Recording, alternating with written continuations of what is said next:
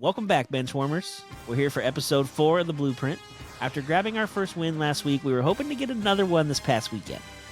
I think I'm becoming a fantasy football genius. Whoa, slow down, Nando. It's only week 3. Plus, Corey and I have been helping too. I'm Brendan, starting to go fantasy crazy. I'm Corey, the real fantasy football genius.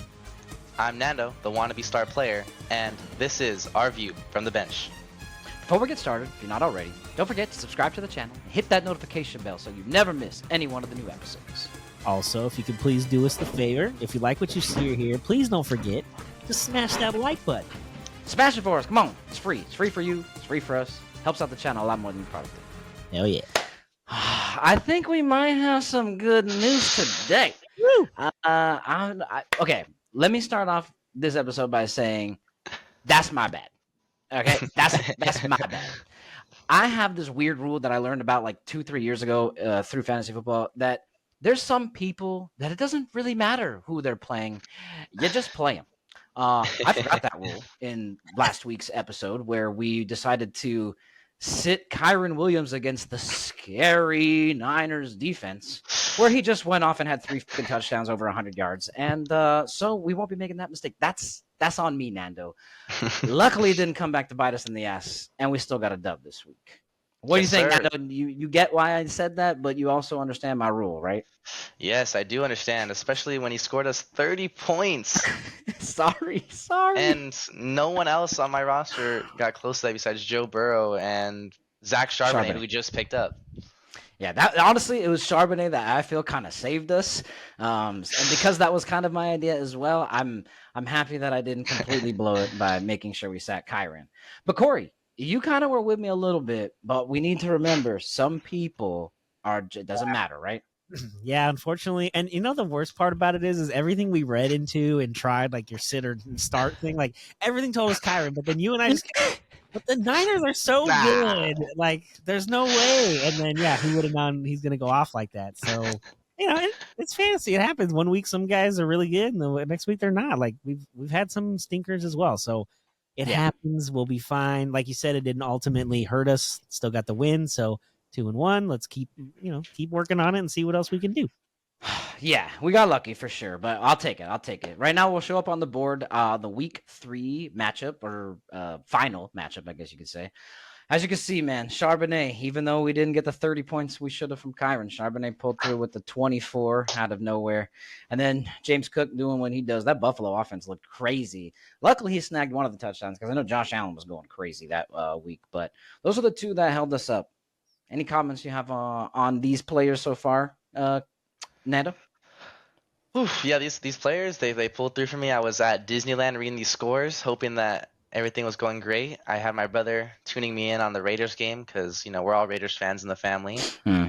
And all I saw every time I messaged him was not so good, not so good, not so great. We lost. So yeah, that was a weird game too. Losing to the Panthers is not great. I really thought that 1, it wouldn't be that bad. But 2, when I saw that Dalton was moving the ball, I almost thought like, okay, this actually could be good because that means the Raiders need to then move the ball as well on their side. And Devontae and Brock combined for 81 yards.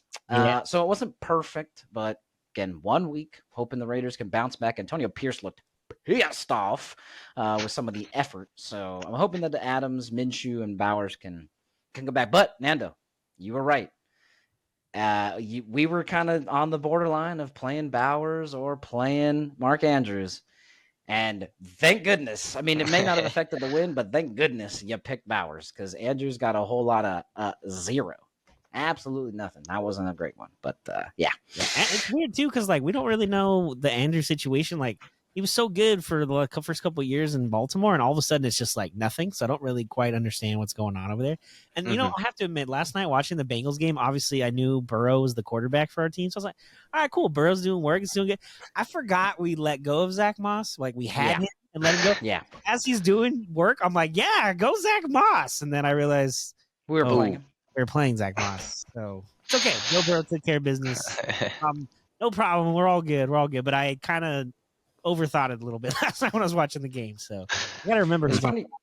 It's funny that you mentioned Zach because that was one person I was like, bro, the Bengals offense is going to get it together. But because Burrow was doing so bad, we were hesitant about having anybody on this damn team. Yeah, Because true. if Burrow can't move the ball and he's doing bad, well, then nobody's going to move the ball because obviously they need that. And Burrow kind of got it together, which is good for us because that's who we have as our starting quarterback. But it's also at the same time, we let go of Zach Moss. We were trying to figure out, who else we could get. We were really light on wide receivers and we were trying to stretch for other receivers. And we had to let somebody go. And with a slow start, it was Zach Moss, but and then luckily for us, it didn't bite us. For Cincinnati, guy who went to Princeton, I think he's I want to say Asian or Samoan dude, like Asuwasu, or he caught a touchdown yesterday. What is his name? Oh, I don't know, but I was gonna text you guys and see if he was one of those people that was available, but I know he had 2 touchdowns. I think the first he week. had 2 touchdowns. No, a week or 2 ago, I think he had 2 touchdowns, and then he had 1 yesterday. And I was like, dang, I wonder if that guy's on the waiver wire or not. But I couldn't remember how to spell it. It starts with an O. And it's Yoshi something. Is it the way it's pronounced? I can't think of the name. I don't know. I'm literally looking on their depth chart right now, bro. Unless he plays defense. No, it's a wide receiver. His last name starts with an O. Last names. There's the IO. Andre Iosivas. Yes. That might be it. I think it's pronounced like completely different from what it's spelled. But I was going to check. Sure, I probably said it wrong. Yeah. We should look and see if he's on the waiver wire. But he is on the waiver wire. Ooh. New England, he only scored 4 points. Against Kansas City, he got 13. Same thing with Washington, 13.7. Okay, it's there. He's beating his projection. I mean, Chase was out the first 2. He played yesterday and he still did good. So that's something to think about, maybe. True. It was a shootout for them. There was the first game in like however many years there was no punts. I saw since like 1940. Yeah. Well, I didn't know it was that long, but damn, yeah, I knew that it was basically a long time since there had been no punts. So that was a decent game. No punts and no something else. I think it was 2 things. I can't remember what it was. Oh, okay. But yeah, it was pretty good. We had some stinkers. Najigba didn't do as great as we were hoping, but they got the dub. Charbonnet took all the points, so at least we got them in general. And our Chicago defense started off really hot, and I feel like in real life football they're really good, but they're not getting like turnovers and sacks as much as we need to. So we're having Nando kind of dwell on whether or not we want to keep the kicker, whether or not we want to change up the defense. So we're letting him think about these types of things. But yeah, that was pretty much what failed us this week, but we had enough to get it done. That's 2 now, right? 2 and 1? Yes, sir. Hell yeah. It's 2 wins. And you know what I have to say about that? Now that we've won 2 in a row, I'm telling you, if we win 3 in a row, that's what some might call a winning streak. All right, you guys, let's listen up. We won a game yesterday. If we win 1 today, that's 2 in a row. We win 1 tomorrow, that's called a winning streak. It has happened before. So let's see some hustle. Let's jack it up a little. I got a feeling things are about to turn around for us. Oh, we might be on one. That's true. Well, let's try to get that and put that together. All right. Quick break here before we move on to what we normally talk about, waiver wire and next week's matchup. We want to let you know that this is episode 96 of Our View from the Bench. Nando, thank you for being part of a handful of them already. But we've got some kind of special coming up for our 100th celebration, I guess you would call it. We're going to have a special guest on the show. Corey and I will be interviewing somebody that we feel is a pretty special guest.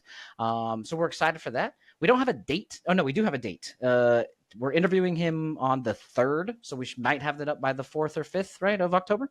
Yeah, that's the plan. We're going to do it on the 3rd, and I'll try to have it up that weekend, so it's ready to go. Okay, perfect. So look for that, episode 100, special guest. We're excited for it. We've been working hard on this for 100 episodes. We know that 100 is a lot better than 1 was, so we're improving. We appreciate everybody for sticking through with us, and we're just going to keep going. So make sure you check episode 100 coming up, special guest. We're excited for it. So heck yeah. All right, moving on, though. Before you go on, who would have thought we would have made it to 100 when we first started this a year ago? Not me, bro. Not that I would have got tired of it, but I feel like maybe we would run out of things to talk about, or we just wouldn't like it anymore. But we're coming up with all new things all the time, having this show, I guess you would call it, this mini series, and getting other guests on, and yeah, man, it's having a good time, bro. Hell yeah. And again, Nando, thank you for joining us here for a few, and hopefully for the rest of the season, and maybe some more beyond that. Yeah, yes, why not? I'm glad I joined in on the best episodes, aka anything with me. So it's great to be here. True. We actually talked. I ran into his mom earlier today at Costco. She was saying that we're doing a great job. She did think it was weird that we wanted to ruin everything by inviting her son on, but either way, it's just a mom's opinion. Who am I to argue that? So, but yeah, no, I'm messing with you. Obviously, I appreciate you coming.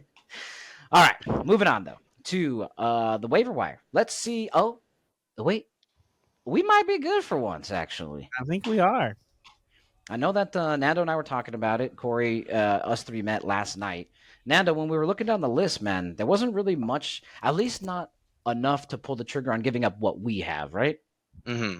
Definitely. Like, it's not that we can't switch out like Matt Stafford for another QB, because there is like slightly more potential by smaller numbers there, but it's not a big enough of a difference to worry about it right now. So we're chilling. Yeah, we're chilling. We got 2 tight ends. Both are great. We might do something with Andrews since Bowers is doing work.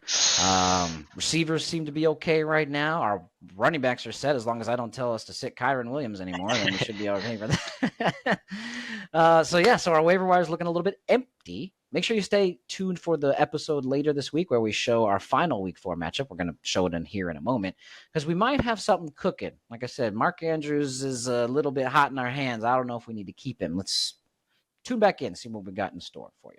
But here we know now. On the screen, you will see the week 4 matchup. Nando, how are we looking, man? Where are we projected on this one? We are projected to lose this one. We have Josh Allen, Tyreek Hill, that may not be Derrick Henry, Travis Kelce, Tony Pollard. I don't really know that guy. Jake Elliott. Hold on, he's not doing very good in Tennessee because we suck. So don't worry about it. Who the Titans play this week? Monday night in Miami. So everyone in Miami? Yeah. No, damn. Tyreek Hill might go off. But however, okay, so check this out. You said they have Josh Allen and they have Derrick Henry. Well, the Bills are playing the Ravens this week. Both of them have good defenses. Maybe they stop each other. That would be good. That would be good. Derrick Henry's been going off in Baltimore, as I feel like everybody thought he was, but then there's also people who thought he wasn't going to do that for some dumb reason. I have no idea why. He's been carrying the workload like he's been doing in Tennessee for the past half decade. Dude, the Titans should have traded him there last year at the deadline because the Ravens would have had him for the playoffs and I, as a Titans fan, I was okay with it. I understood we're not going to win. You need to get something for him. But no, let's just end the season with him and then let him leave for nothing. Cool. Good job. Bro, even if it's a 4th round pick or something, you're not going to get him a first. It's not worth that. No offense. No, he's a great player, but he's older. Something is better than nothing. That's how I looked at it. Yeah. Okay, well, our matchup, how much are we projected to lose by? We're projected to lose by not too many points. Luckily, it's only 10 points, which is doable. It's doable, but if their projections go off like they have been those past few weeks, it is looking like there's a possibility of losing this time. So okay, that's all right. Yeah. But hopefully the winning streak you talked about happens. But yeah, they gotta play the games. Is possible, especially with us properly playing our team this time and not sitting out someone named Kyron Williams. I don't know who chose to do that, but doing so kind of made us lose by another, I think it was 50 points difference if we had Kyron in as well as Adunze. Yeah. Adunze, though, we weren't necessarily thinking about playing. Yeah, he hadn't had a game yet. We were waiting for that to get figured out. It seems like he might have found something with Caleb now. So we'll keep an eye on Adunze moving forward. Plus, again, as you said, we're keeping an eye on the waiver wire between what everybody else does over the next day or two. You don't have anybody playing Thursday, so we can look on Friday, see what's going on, and then we can do an instant change and swap, and then look at our matchup for Sunday from there. Plus, injury reports come out in the next couple of days. What if something bad happens for the other guy's team? You don't know. Yeah, true. Very true. Right now we've got go ahead. Sorry, what? No, it's the NFL. Guys hurt their fingers and need time off. Remember, Nando? Facts. Yes. Charbonnet could play. That's a nice boost if he gets in. Right now, he's projected to sit behind Kenneth Walker, but if he plays, we're up there. Addison is like day to day. He might be coming back. Darnold's been freaking killing it over in Minnesota, so that could be a comeback instead of Najigba, who's hit or miss. So we still have some stuff to play with. We're not completely out of it. And honestly, any given Sunday, bro, that's what it comes down to, is what actually happens on Sunday. So, okay, well, it's okay. We're underdogs this week. We've been favorites the past 2 and took those.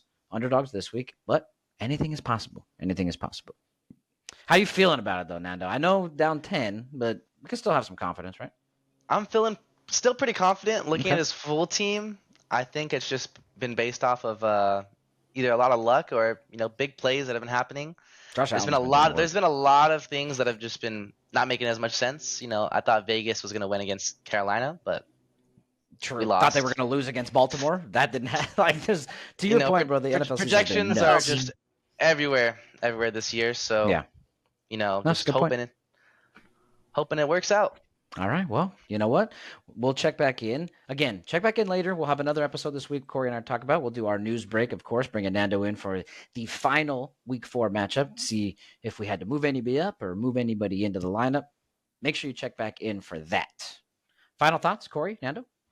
No, I feel good. I like Nando said, the matchup is good, even if we're projected for 10, but projections don't always mean anything. So again, let's check the waiver wire Friday, see where we are, and then we'll feel good about the weekend. But as of this moment, I think we're fine. Okay. Nando, good? Feeling great. Awesome. Let us know down in the comments below if you think we got a chance. I know we project to lose by 10, but we got some good players, right? And Tyreek Hill, I mean, granted, they're playing, the Titans not great, but who's throwing the ball? Yeah, for real. We still have a chance. Let us know down in the comments if you think we've got a chance, if you think that winning streak is possible. And if you think we should hit the waiver wire up, let us know down below who we got to pick up. You've seen our lineups. You see who we've got. Who do we need? Let us know in the comments below. Appreciate everybody for stopping by. Thank you as always for seeing these from RV from the bench. I'm Brendan. And I'm Corey. Like we always say, enjoy the sports until we talk again. Peace. Love and positivity. Nice.